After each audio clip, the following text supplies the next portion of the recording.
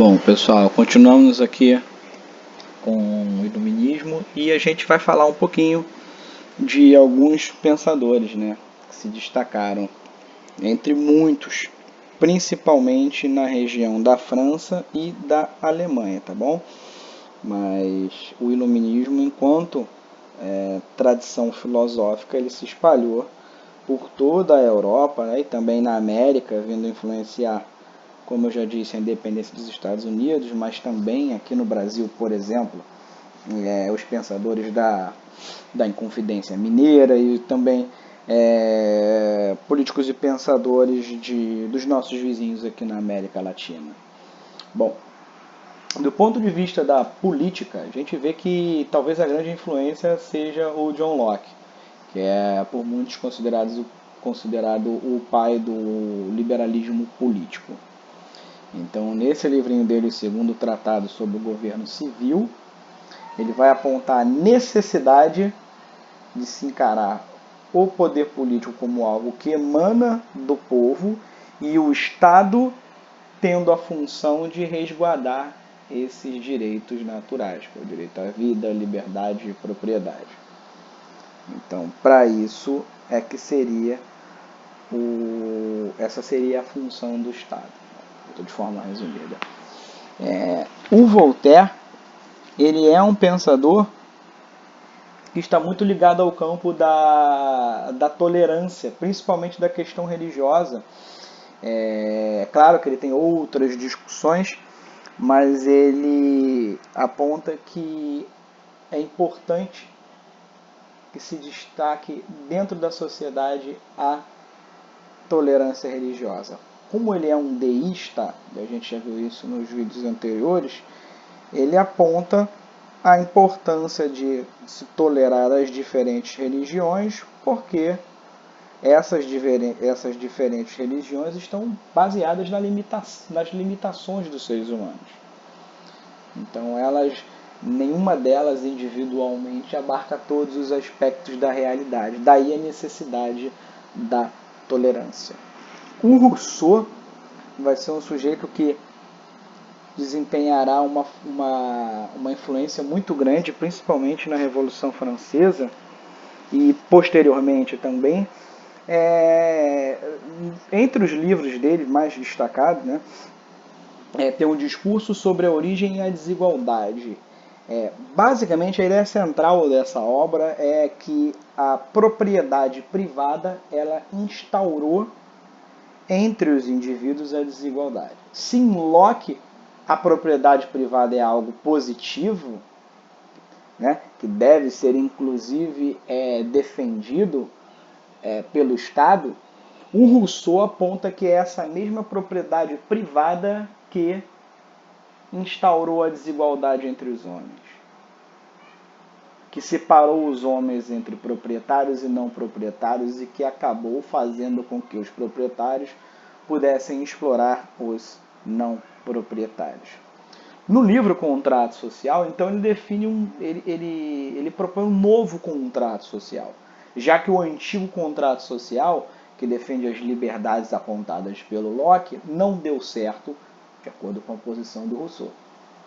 Então seria necessário um novo contrato social baseado na vontade geral. A vontade geral, ela não é necessariamente a vontade da maioria, ou seja, é uma vontade que aponta para a necessidade do bem-estar geral. Ele também tem um livro chamado Emílio, em que ele defende, segundo ele mesmo, um modelo de educação para o indivíduo, uma educação emancipadora, uma educação com um viés iluminista. Já o Barão de Montesquieu, ele é muito lembrado pelo livro dele, O Espírito das Leis, em que ele propõe a divisão dos poderes do Estado em três. O executivo, que tem como função a administração da coisa pública e a aplicação das leis. O poder legislativo, que tem como função a criação de leis e a fiscalização do poder executivo, e o poder judiciário, que tem como função ser o guardião das leis, ser o árbitro e para impor decisões àqueles que, por algum motivo, seja lá qual for, quebram a lei. Então seriam os juízes. Então esses três poderes deveriam se contrabalancear, eles devem ser pensados sempre um ao lado do outro, para que eles não se sobreponham um ao outro e que eles se complementem e funcionem de uma forma complementar. Outro pensador muito importante foi o Adam Smith, que é considerado o pai do liberalismo econômico. A gente falou um pouquinho do Smith quando a gente lembrou que o Smith afirma que é o trabalho humano que gera riqueza. E esse trabalho deve ser valorizado. E a economia deve ser livre para que as pessoas livremente troquem produtos entre si. E que haveria, segundo Adam Smith, uma mão invisível do mercado que regularia as relações e que faria com que as pessoas, os indivíduos, os países, enfim, os agentes econômicos, atores econômicos, se colocassem no lugar mais vantajoso para eles. Já o Diderot e o D'Alembert, eles são muito lembrados por serem os principais organizadores da enciclopédia. A enciclopédia tinha como principal função organizar todo o conhecimento filosófico produzido até então. Era um projeto ambicioso, foi censurado pelo rei francês da época, justamente porque defendia um modelo de sociedade em tudo oposto àquela do antigo regime. Então a gente vai ver que vários grandes pensadores da época foram convidados para escrever verbetes para essa mesma enciclopédia. Então, com isso a gente vê que o iluminismo acabou sendo o grande movimento filosófico do século XVIII. E a gente pode apontar também que ele chegou aos poderosos da época. Não foram todos os líderes da época que ficaram que se puseram contra o iluminismo. Alguns desses sujeitos, inclusive, adotaram ideias iluministas. É claro que adotaram as ideias que lhes eram convenientes e deixaram as que eram inconvenientes de lado. Esses monarcas, esses reis foram conhecidos como déspotas esclarecidos. Déspota é o governador autoritário, é o tirano. No entanto, esclarecido porque teria tido contato com o iluminismo.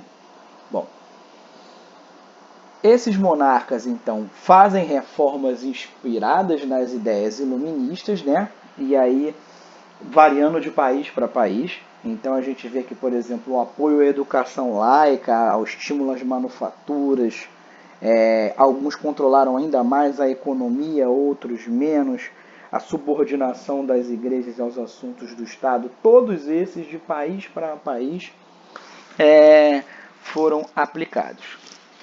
E para a gente lembrar aqui também que o iluminismo ele saiu das fronteiras de França, né?